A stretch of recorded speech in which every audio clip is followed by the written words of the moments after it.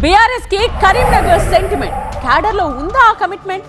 గతంలో 90% పైగా స్థానాల్లో అనుకూల ఫలితాలు. మరి ఇప్పుడు గతం ఎంతో ఘనం, ఇప్పుడు మాత్రం అందుకు భిన్నమైన పరిస్థితులు. స్థానిక ఎన్నికల్లో కార్ పార్టీ స్పీడ్ అందుకుంటుందా? పూర్వ వైభవం సాధిస్తుందా? గులాబీ పార్టీ ఆవిర్భావం నుంచి 2023 అసెంబ్లీ ఎన్నికల వరకు ఆ పార్టీ మంచి ఫలితాలు సాధించింది. గతంలో జరిగిన 2 స్థానిక సంస్థల ఎన్నికల్లోనూ తన హవాను చాటింది.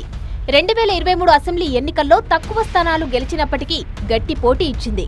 అయితే 2024 పార్లమెంటు ఎన్నికల్లో 3వ స్థానానికి పరిమితం కావడంతో బీఆర్ఎస్ అయోమయంలో పడింది. ప్రస్తుతం కాంగ్రెస్ అధికారంలో ఉండడం, బీజేపీ వేగంగా బలపడడంతో ఆ 2 పార్టీలను ఎదుర్కోవడం బీఆర్ఎస్ కు సవాలే. ఇప్పటికీ గ్రామీణ ప్రాంతాల్లో బీఆర్ఎస్ క్యాడర్ బలంగానే ఉంది. అయితే అర్బన్ ప్రాంతంలో బీజేపీకి కొంత బలం పెరిగింది. ఈ పరిస్థితుల్లో స్థానిక పోరులో గెలుపు అంత ఈజీ కాకపోవచ్చు. కరీంనగర్ జిల్లా అంటే బీఆర్ఎస్ కు మొదటి నుంచి సెంటిమెంట్. అంతేకాకుండా ఆ party working president KTR Sircilla నుంచి ప్రాతినిధ్యం వహిస్తున్నారు.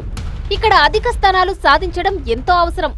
దీనికోసం యూరియా సమస్యని ప్రధాన అస్త్రంగా మలుచుకుంటోంది బీఆర్ఎస్. యూరియా సరిగ్గా పంపిణీ చేయకపోవడంతో పంట దిగుబడిపై ప్రభావం చూపిందనే విషయాన్ని ప్రజల్లోకి తీసుకెళ్లాలనేది గులాబీ నేతల వ్యూహం.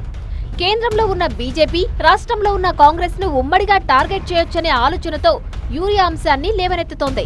స్థానిక ఎన్నికల్లో కనీసం 50% పైగా ఫలితాలు సాధించాలనే పట్టుదలతో ఉంది బీఆర్ఎస్. బలమైన అభ్యర్థుల కోసం అన్వేషణ చేస్తోంది. నియోజకవర్గాలు, మండలాల వారీగా సమావేశాలు కూడా నిర్వహిస్తోంది. మొత్తానికి సెంటిమెంట్ గా భావించే కరీంనగర్ లో సత్తా చాటాలనే ఆలోచనలో ఉంది. మరి స్థానిక పోరులో బీఆర్ఎస్ పట్టు నిలుపుకుంటుందో లేదో చూడాలి మరి.